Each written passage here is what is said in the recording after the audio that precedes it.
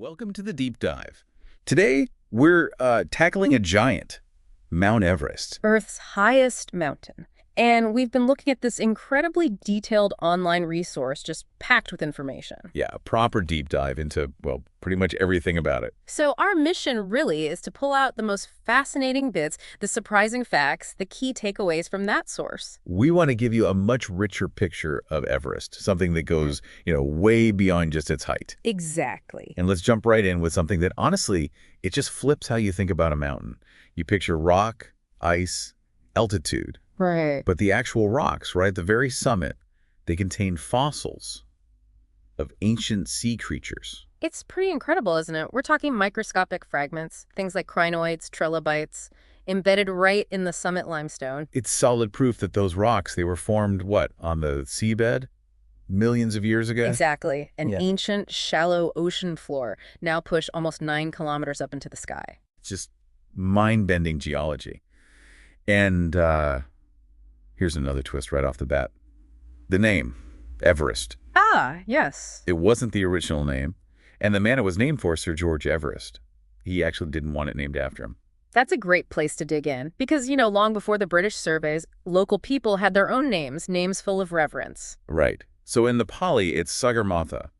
What does that translate to again? It's something like head in the great blue sky, or sometimes it's interpreted as goddess of the sky. Really evocative. And then there's the Tibetan name, Kwomalangma.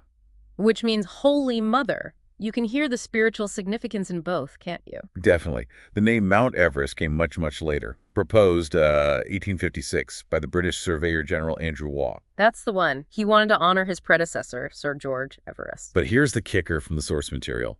Sir George himself. He opposed it. Yeah, he felt that the name couldn't be easily written or pronounced by, and this is the quote, the native of India. His words. But Waugh pushed ahead anyway. He did.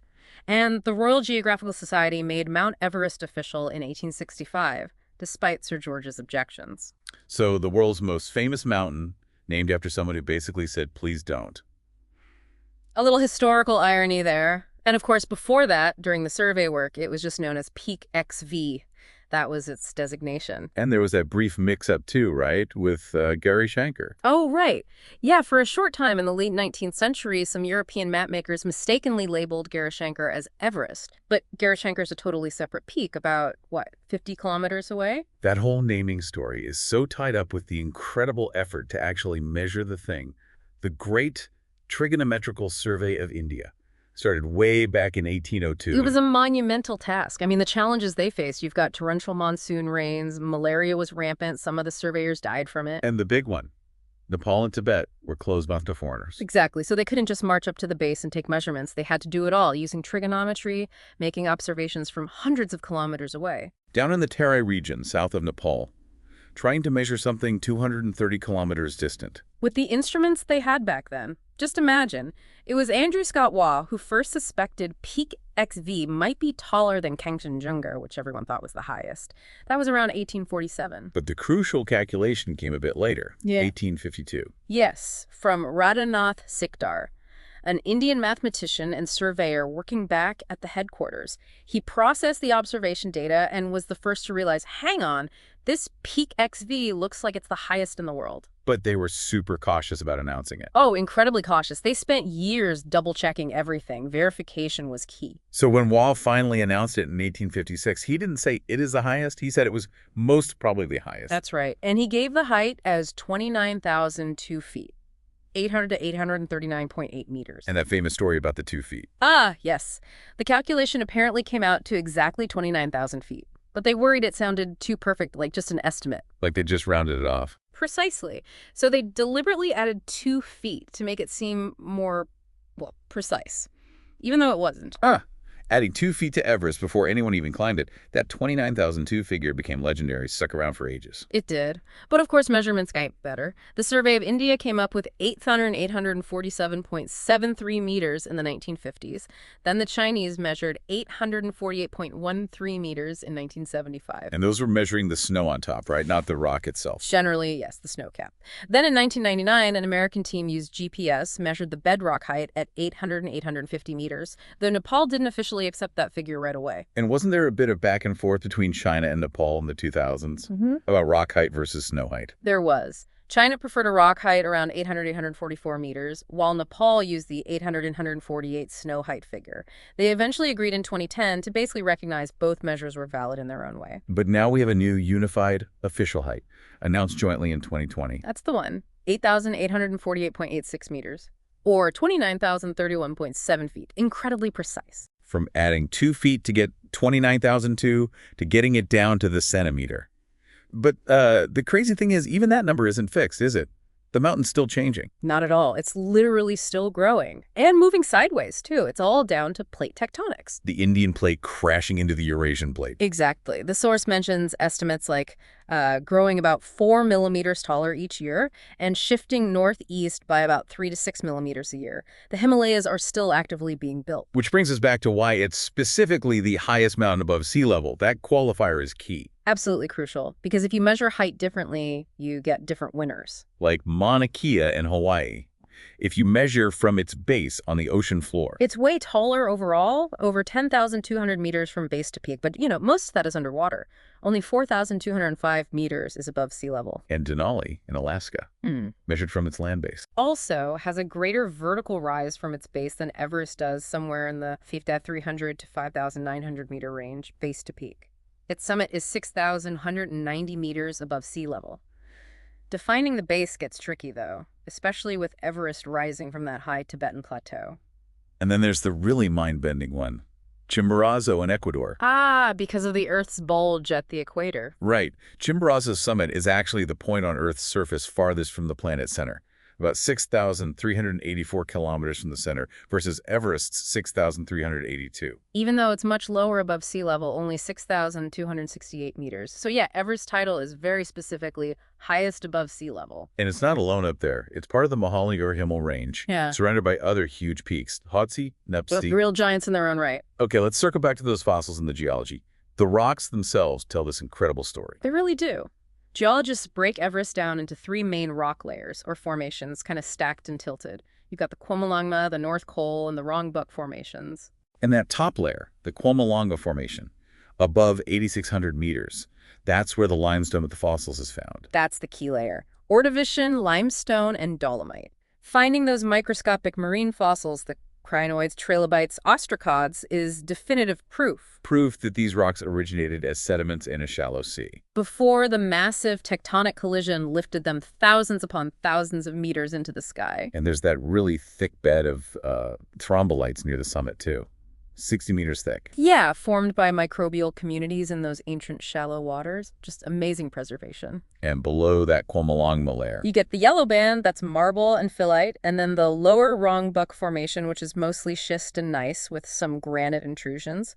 Those form deeper in the crust during the mountain building process. Thinking about that journey from seabed sediment to the roof of the world, it's immense. It really puts things in perspective. Now, thinking about life up there, you wouldn't expect much to survive at those altitudes, but the source highlights some pretty surprising finds. It's more resilient than you might think. The highest altitude plant ever found. A type of moss growing at 6,480 meters on Everest. Wow, nearly 2/3 of the way up. And there are other plants lower down, like Arenaria, below 5,500 meters. And interestingly, satellite data actually showed vegetation cover increasing in the Everest region between 1993 and 2018. Climate change impacts, perhaps? And what about animals? The highest resident? That would likely be an incredible little black jumping spider, Euophrys. They've been found as high as 6,700 meters. Seriously, a spider? What does it even eat up there? The theory is it probably survives on tiny insects that get blown up by the wind. It might be the highest known permanent, non-microscopic resident on Earth. That's amazing adaptation. And birds make it up there, too. Oh, yes. Bar-headed geese famously migrate right over the Himalayas. They've actually been seen flying over the summit of Everest. Over the summit. And troughs, a type of mountain bird, have been spotted incredibly high, around 7,900 meters near the South Col. And lower down, of course, you have the animals that are more integrated with the human presence and the ecosystem. Absolutely. Yaks are indispensable for carrying gear. Incredibly well-adapted animals. And you've got wildlife like the Himalayan tahr, the wild goat, which is prey for the very elusive snow leopard. Plus Himalayan black bears, red pandas. The area supports a surprising range of life. One expedition even found a pika and discovered 10 entirely new species of ants. So there's still biodiversity to uncover. And there are protected areas, right? Yes, the Sagarmatha National Park on the Nepal side and the Mount Everest National Nature Reserve on the Tibetan side. Crucial conservation efforts for this unique but fragile environment. Fragile and subject to an absolutely brutal climate. Brutal is the word. The air pressure at the summit is roughly only a third of sea level pressure. Just breathing is a massive challenge. You add the wind, the jet stream. Yeah, the jet stream often hits the upper reaches of the mountain directly. We're talking ferocious, freezing winds, regularly 160 kilometers per hour, and they've recorded gusts up to 280 kilometers. That's hurricane force, but freezing cold. And doesn't the wind make the oxygen situation even worse? It can. The extreme wind can lower the effective air pressure even further, reducing the already scarce available oxygen. It's incredibly dangerous. Which explains the narrow climbing window. Exactly. Usually just a few weeks in May, sometimes a bit in the autumn when the jet stream tends to shift northwards, giving a period of relative calm. That's when most summit attempts happen. People have even put weather stations up there to study it, right? Including one really high one. Yes, climate scientists installed several, including the balcony station at 8,430 meters. When set up, it was the highest weather station on Earth, though the source we looked at mentioned it stopped transmitting data in early 2020. Still, the data gathered is invaluable. That extreme climate is the backdrop for the whole human story on Everest, isn't it? The expeditions, the climbing. Absolutely. And the early history is fascinating, dominated by those British attempts from the north, from Tibet, because Nepal was off limits. And they were getting incredibly high, even back then. Above 8,000 meters as early as 1922. Which leads to the enduring mystery, George Mallory and Andrew Irvine in 1924. Did they make it? We still don't know for sure. They vanished high on the mountain. It's one of mountaineering's great unresolved questions. Then, just before the successful ascent, there was that 1952 Swiss attempt from the Nepal side. Tenzing Norgay was on that expedition too. They got incredibly close, 8,595 meters on the southeast ridge. Setting the stage for the big one. May 29, 1953, Edmund Hillary and Tenzing Norgay, the first documented ascent via the southeast ridge. A truly historic moment. The first descent from the North Ridge came later. A Chinese team managed it in 1960. But for decades after 1953, climbing Everest was still an elite, extremely dangerous undertaking. Not many people even attempted it, let alone succeeded. Right. The source mentions that by 1987, fewer than 200 people had reached the summit. Things really started to change with the rise of commercial expeditions, starting around the mid-1980s. That opened the door for more people, guiding services. But it also brought controversy, didn't it? It did. Criticisms emerged about, wealthy clients with perhaps less high-altitude experience being guided up, the environmental impact, the ethics of it all on such a challenging and, for some, sacred place. So today, you've got those two main routes still dominating. Yeah. The Southeast Ridge from Nepal. Still considered the standard route, yeah. And the North Ridge from Tibet. Correct. The Southeast Ridge journey, it's iconic in itself, starts with that long trek through the Khumbu Valley to base camp, around 5,364 meters, weeks of acclimatization there. And then the Khumbu Icefall. Infamous. A constantly shifting glacier full of unstable ice towers, seracs, and deep crevasses. It's navigated using fixed ropes and ladders. Extremely dangerous. Most teams try to pass through it very early in the morning when the ice is colder and hopefully more stable. Once you're through that, you reach Camp I and then into the Western Khum, the Valley of Silence. Which is relatively flat, but it's like an oven when the sun's out, reflecting off the snow. And still riddled with hidden crevasses. Then you climb up to Camp 2, and eventually, the South Col. Camp 4, effectively, around 7,900 meters. That high, desolate saddle, the launch pad for the summit bid. Exactly. From the South Col, it's the final, grueling push. Very steep, exposed climbing. You used to have the famous Hillary Step, that near-vertical rock face near the top. Though its structure changed significantly after the 2015 earthquake, right? That's right. It's reportedly easier to navigate now, but still a bottleneck. And climbers spend very little time on the summit itself. Half an hour, maybe less. The conditions are just too extreme. Get up, get the photo, get down. And the North Ridge. A different approach. Different terrain, yeah. Base camp is on the Rongbuk Glacier side. Climbers establish camps working their way up towards the North Col, around 7,000 meters.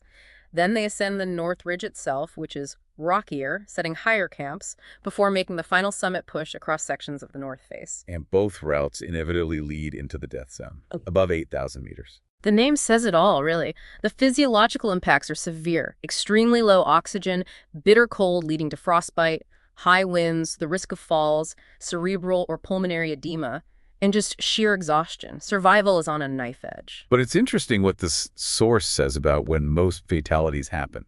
Not always right at the top. No, surprisingly often it's during the descent. People use all their energy getting up and they're exhausted, maybe make a mistake coming down. Avalanches, too, are statistically more common lower down the mountain than in the death zone itself. How does Everest compare safety-wise to other 8,000-meter peaks? It's complex. Peaks like K2, Annapurna, and Nanga Parbat historically have had much higher fatality rates per summit.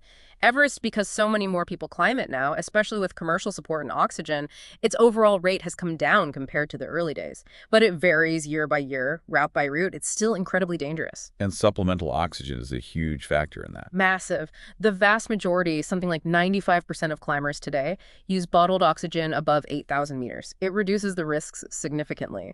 But climbing without it is still done. Oh, yes, by very accomplished elite mountaineers. Reinhold Messner and Peter Habler did it first in 1978. It's seen as the ultimate achievement. But the source is clear. The death rate for those attempting it without O2 is roughly double, and there are risks of long-term neurological issues even if you survive. And other challenges. Winter climbing. Extremely difficult. Brutal cold, ferocious winds, very short daylight hours. Only a handful of successful winter ascents have ever been made. The source also touched on some less savory aspects. Thefts. Ethical issues. Yeah, it mentioned problems like theft from supply caches high on the mountain. Tragically, this might have contributed to one climber's death in 2006. And it referenced a book by Michael Kodas that detailed issues like alleged unethical guide practices, problems at base camp, oxygen bottle scams, things like that. The commercialization brings complex challenges. But the history is also filled with incredible achievements, records and firsts. Absolutely. First woman, Junko Tabei in 1975. Messner's first oxygenless ascent in 78. First solo, Franza Perg, also 78. First winter ascent by that Polish team in 1980. Eric Weihenmayer, the first blind climber, in 2001. Inspiring stuff. And the records for most summits, held by Nepali climbers, the Sherpas. Just phenomenal endurance and skill. Appa Sherpa and Furbatashi both reached the summit 21 times. And then Kami Rita Sherpa, he's pushed the record up to an incredible 31 times as of 2025. Pasang Dao Sherpa also has a huge number, 29 ascents by 2025. Their connection to the mountain is profound. But alongside the triumphs, there have been major disasters. Sadly, yes. The 1996 disaster is probably the most widely known, documented in books like Into Thin Air. Then the 2014 Khumbu icefall avalanche was devastating, killing 16 Nepali guides and effectively shutting down the season. And the 2015 Nepal earthquake Triggered massive avalanches on Everest itself, trapping hundreds of climbers at base camp and above, destroying routes. A terrible tragedy with widespread impact. And even COVID-19 impacted climbing. Right. The mountain was closed in 2020, and in 2021, there were measures like a separation line on the summit ridge to keep teams from the Nepal and China sides apart due to pandemic concerns. Beyond just climbing up and walking down, people have interacted with Everest in some pretty wild ways. They certainly have. Aviation played a role early on. That first flight over the summit was way back in 1933. And then people started coming down in more creative ways, paragliding. Jean-Marc Boivin climbed it and then paraglided off in 1988. Incredible feat. A hot air balloon flew over in 91. And that helicopter landing claim in 2005. Yeah, a pilot claimed to have landed on the summit. Sparked a lot of controversy about helicopter use, potential rescues versus just summit stunts. Then in 2011, two Nepalists did successfully launch paragliders from the summit for a descent. There was that other helicopter controversy, too, in 2014. With Wang Jing. Questions were raised about whether she used helicopter support to bypass sections of the route after permits were complex on one side. It was contentious, though she did later make a large donation to a local hospital. And extreme sports have pushed boundaries, too. Skiing and snowboarding. People have skied or snowboarded down parts of Everest multiple times. Dhaval Karnachar made a full top-to-bottom ski descent. But it's incredibly dangerous. Sadly, pioneers like Thomas Olsen and Marco Safridi died attempting descents. And base jumping. Valery Rozov performed the highest base jump ever recorded, leaping off near the summit in a wingsuit in 2013. The mountain attracts those who push the absolute limits. But amidst all this human activity, all this ambition, it feels really important to remember the deeper meaning the mountain holds.